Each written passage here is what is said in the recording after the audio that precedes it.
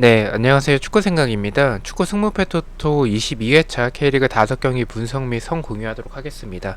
일단은 주중에 K리그가 있지만 경기를 안 하는 팀들도 있어서 현재까지의 경기력 위주로 준비를 했고요. 내일은 이제 EPL을 원래는 이제 올리는데 지금 EPL도 주중에 경기가 있습니다. 그래서 지난주에도 이제 라리가 경기가 있었지만 그래도 올렸었죠. 그래서 지금 좀 올릴지 말지에 대해서 고민을 하고 있습니다. 그래서 만약에 하게 된다면 영상을 초안픽과 같이 올리도록 하겠습니다. 시작 전에 구독과 좋아요 한 번씩 부탁드리고요. 자, 1번 경기입니다. 제주 대 성남의 경기입니다. 제주는 대구에게 2대1 패배, 성남은 서울과 2대2로 비긴 후 2주 동안 경기가 없었죠. 성남 같은 경우에는 이시영 선수가 결장 예정이고요. 리차드는 일단은 출전 여부가 불투명하다라고 하네요. 성남에게 있어서 좀 다행한 점을 조금 보자면 그래도 이 2주 동안의 경기가 없음으로 인해서 라마단 기간이 끝났습니다. 그래서 뮬리치가 정상적인 컨디션을 보여줄 수 있다라는 점에 있어서는 좀 다행으로 보이고요. 뮬리치가 정상적인 컨디션일 때는 그래도 공격에서의 뭐 스피드가 그래도 어느 정도 있는 선수기 때문에 역습이나 뭐 제공권에서의 세컨볼을 좀 만들어주는 부분들이 좋습니다. 이런 공격적인 부분도 좋긴 하지만 특히나 수비적으로 더 좋은 부분들이 일단 성남이 제공권에서는 좀 불안한 팀입니다. 근데 성남이 세트피스 상황에서 뮬리치가 있음으로 인해서 어쨌든 머리에 갖다 대는 건 잘하기 때문에 이 수비적으로 봤을 때는 이 세트피스에서의 제공권 불안은 좀 뮬리치가 있으면 좀 해소가 됩니다. 제주 같은 경우에 일단 상황이 좋지 않습니다. 수원FC에게 패배한 이후로 연패를 좀 하고 있고요. 경기력도 경기력에서도 뭐 좋지 않은 부분들도 있긴 하지만 수원FC와의 경기 때 이제 패배하고 나서 경기가 끝나고 나서 남길 감독이 바로 훈련장으로 이 선수들을 데려가서 경기를 이제 훈련을 바로 하겠다라고 했는데 이제 선수들이 좀 당황하고 이제 뭐 훈련에 참여를 안 했죠. 고참 선수들까지 포함을 해서. 그래서 이런 내부적인 잡음이 좀 있었던 제주지만 그래도 어느 정도 뭐 잘 해결이 됐다라고 합니다. 근데 그때 이후로 지금 경기력도 그렇고 결과가 계속 연패를 하고 있어서 그 점은 좀 좋지 않았었던 상황이었었던 것 같습니다. 그래도 일단은 지난 경기 주민규가 득점을 만들어낸 부분은 좀 다행으로 보입니다. 다만 제주의 견고했던 수비가 최근에 흔들리는 모습들이 많고 세트피스나 크로스 상황에서의 수비적으로 좀 불안한 부분, 오승훈 키퍼 역시 좀 볼 처리 문제가 있기 때문에 세트피스가 좋은 성남이 뮬리치를 활용한 득점을 만들 수도 있을 것 같다는 생각을 가지고 있습니다. 휴식을 가진 성남이라 체력적인 부담이 있을 그런 제주 상대로는 좋지 않을까라고 생각을 하고 있고요. 또한 라마단 기간에 일단은 종료가 됐고 최근에 불안했던 제주의 경기력을 생각을 해서 제주의 승무 투픽을 좀 생각을 하고 있고요. 제주가 홈이라는 점에서 일단은 성남에게 지지 않을 것 같다라는 생각, 그리고 경기 감각적으로 성남은 2주 동안 경기가 없었기 때문에 그 감각이 좀 떨어져 있을 것 같다라고 생각을 하고 있습니다. 또한 성남이 공격을 만들어가는 과정이 좋은 팀은 아니라서 일단 안전하게 제주 사이드면 적중할 수 있는 경기지 않을까라고 생각을 하고 있습니다. 자, 이번 경기입니다. 울산 대 포항의 경기고요. 울산은 수원 삼성과 1대1 무승부, 포항은 인천과 1대1로 비겼습니다. 울산은 홍철의 출전 여부가 불투명한 상황입니다. 울산 같은 경우에 지난 경기 윤빛가람에게 휴식을 주면서 좀 윤빛가람이 없었다 보니까 공격이 전체적으로 좀 답답했었고요. 상대가 라인을 내렸을 때 쉽게 뚫어내지 못하는 이런 울산, 주니오가 있었다면 이라는 좀 아쉬움이 드는 것 같고요. 그나마 힌터제어가 지금 폼이 좋지 않은 김지현보다는 그래도 최근에는 더 나은 모습을 보여주고 있다라고 생각을 합니다. 포항도 타시가 터지지 않으면서 공격에서의 답답한 모습들이 있고요. 압박과 공격진은 좀 좋긴 하지만 득점으로 이어지지 않는 부분이 좀 아쉽습니다. 또한 고영준 선수가 교체로 투입되고 나서의 좋은 모습을 보여주는데 조금 더 이른 시간에 투입을 시켜줬으면 하는 그런 아쉬움이 많습니다. 좀 계속 지켜보다가 실점을 하고 나서 그 이후에 이제 투입을 하는 그런 부분들이 좀 아쉬운 것 같고요. 울산의 수비도 불안한 부분들이 있긴 하지만 포항의 결정력, 이런 타시의 결정력을 생각을 해봤을 때 좀 쉽게 터지진 않을 것 같다라는 생각을 가지고 있고요. 포항의 수비가 권한규가 복귀하면서 다시 안정적인 모습이긴 하지만 크로스나 세트피스 등 제공권에서 불안한 모습들은 여전히 많습니다. 포항 역시 강현무 키퍼의 이 제공권에서의 좋지 않은 부분들이 있기 때문에 일단 전체적으로 동의한 더비긴 하지만 두 팀 다 경기력이 좋은 상황은 아니라고 생각을 하고 있고요.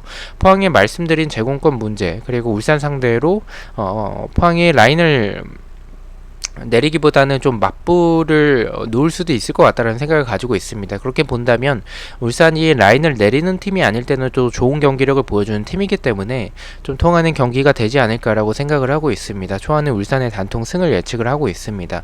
일단 울산은 주중 전북과의 경기에서의 그런 모습이 좀 중요해 보여서 최종픽까지 고민해 보도록 하겠습니다.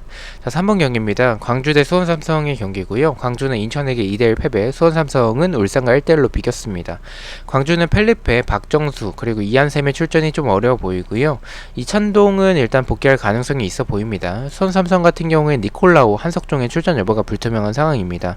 일단 펠리페의 출전이 좀 애매해 보이는 상황에서 좋은 모습을 보여주고 있는 수원 삼성을 만났습니다. 광주는 펠리페가 만약에 출전하지 못한다면 결국에는 뭐 엄원상에게 기대를 해야 하는 상황입니다. 뭐 엄지성 같은 경우에는 뭐 중거리 한 방이 있긴 하지만 최근에 그게 터지지 않고 있고, 헤이스 같은 경우에 움직임은 나쁘지 않은데 결정력이 좋지 않고, 윌리안과 비교했을 때 좀 아쉬운 모습들이 있기 때문에 사실 엄원상 말고는 지금 광주가 펠리페 없을 때는 기대가 되는 선수가 없다라고 생각을 하고 있고요. 이런 광주의 경기력 그리고 부상자들이 복귀한 수원 삼성, 또한 정상빈의 활약도 있고 제리치가 지난 경기 득점을 또 만들어냈었고요.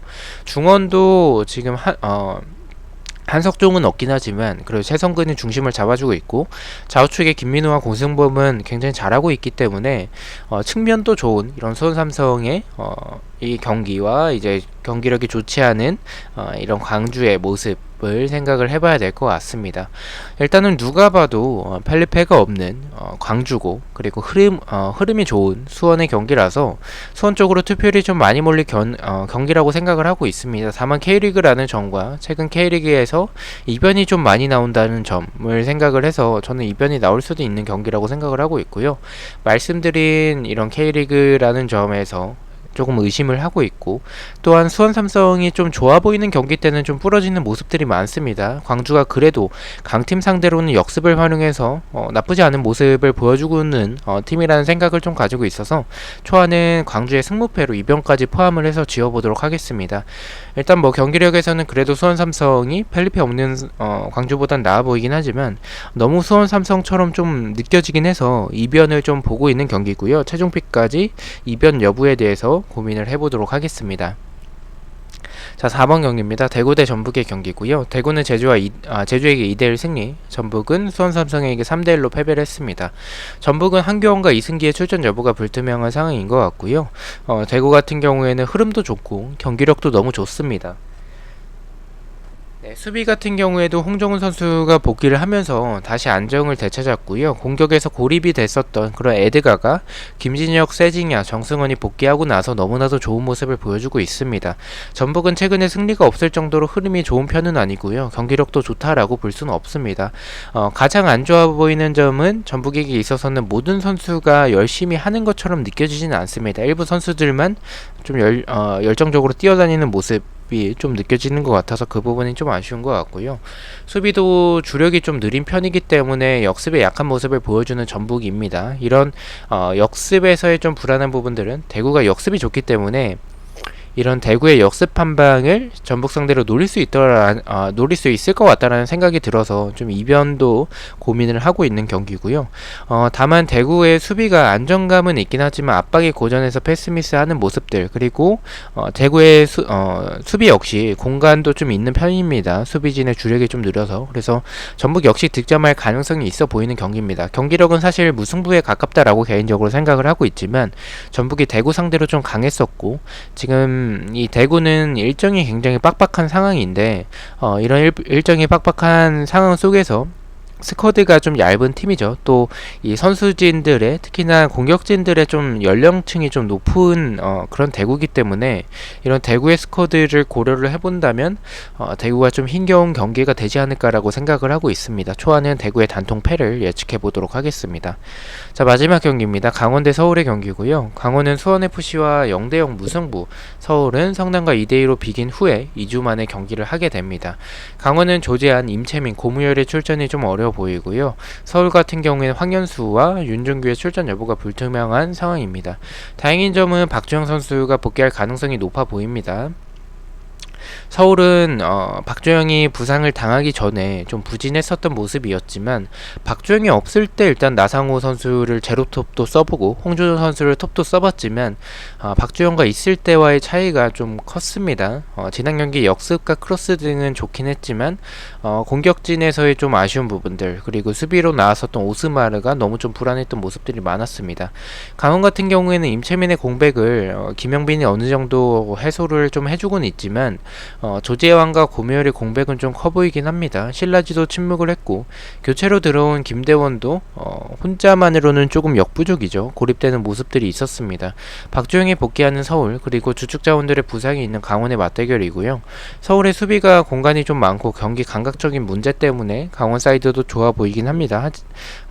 그렇게 보이긴 하는데 일단 제 생각에서는 강원이 일단은 뭐 측면과 뒷공간이 좀 많은 팀이고, 그리고 지난 경기 때 패스미스로 인한 역습을 당하는 상황이 굉장히 많았습니다.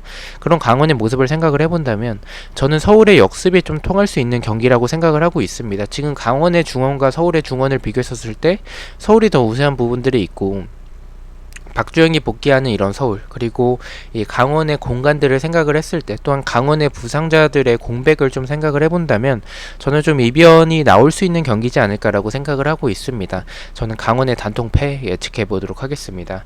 자, 이렇게 K리그 5경기에 대해서 공유를 모두 마쳤고요. 내일 EPL 관련해서는 영상을 준비할지 안 할지는 아직까지 결정을 하지 못해서 고민 후에 결정을 하도록 하겠습니다. 시청해주셔서 너무나도 감사드리고 구독과 좋아요 너무나도 감사합니다. 감사합니다.